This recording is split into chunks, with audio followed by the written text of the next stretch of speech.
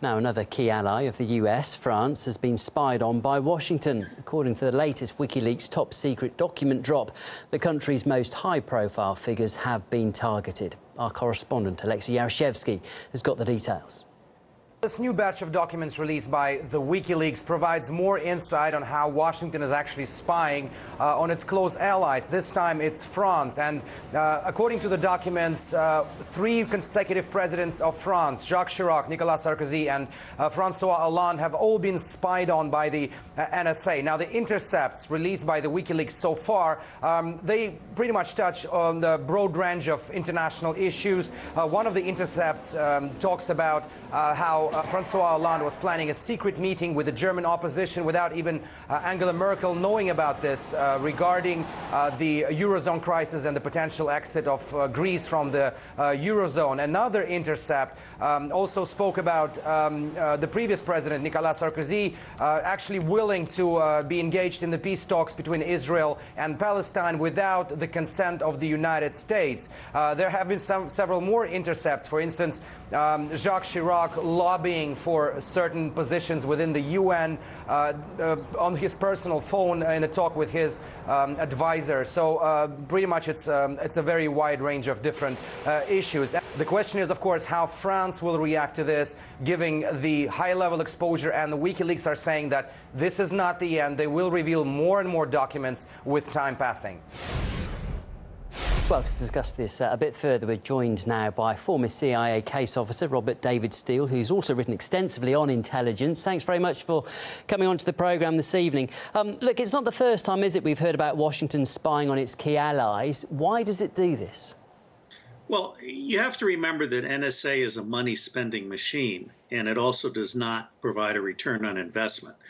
Secrecy is essentially toxic. And I think the French also have something to consider here. The world is moving toward open source.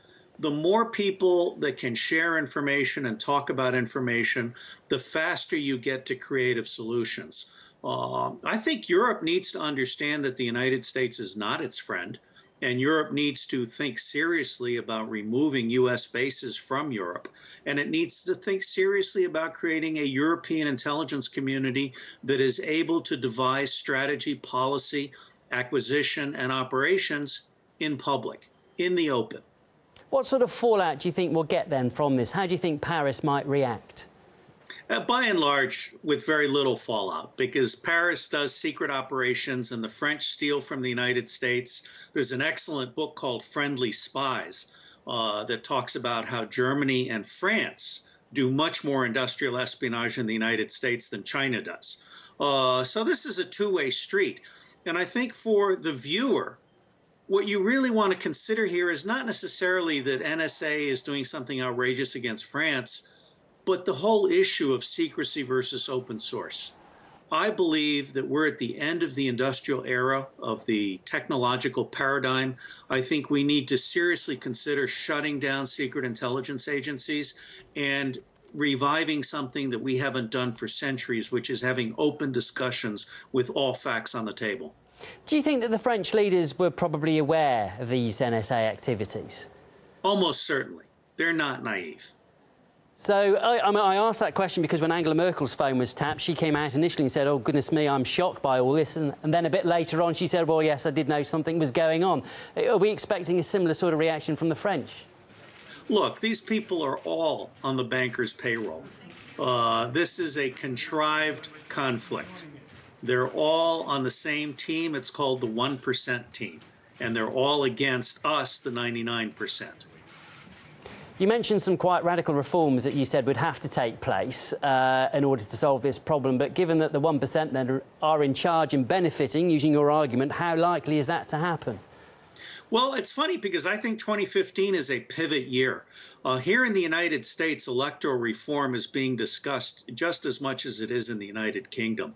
And there is a clear feeling that parties are toxic. Political parties are essentially factions that leverage secrecy, they leverage corruption, and they are generally screwing the public.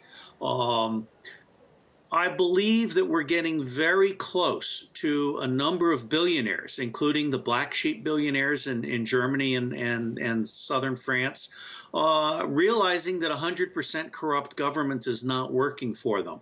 So my bottom line is the world is changing now. And the government paradigm, the secrecy paradigm, they're both dead. And rising up is a form of hybrid governance with openness at its root. I think we're going to see major changes in power, and frankly, I hope that Greece leaves the European Union. It's a tough question, though, but can you give us a time period for when this is going to happen? By 2020 at the very latest. All right, we'll leave it there. Look, it's good to talk to you. That was Robert David Steele, a former CIA case officer, but also a man who's written extensively on intelligence issues. Thank you.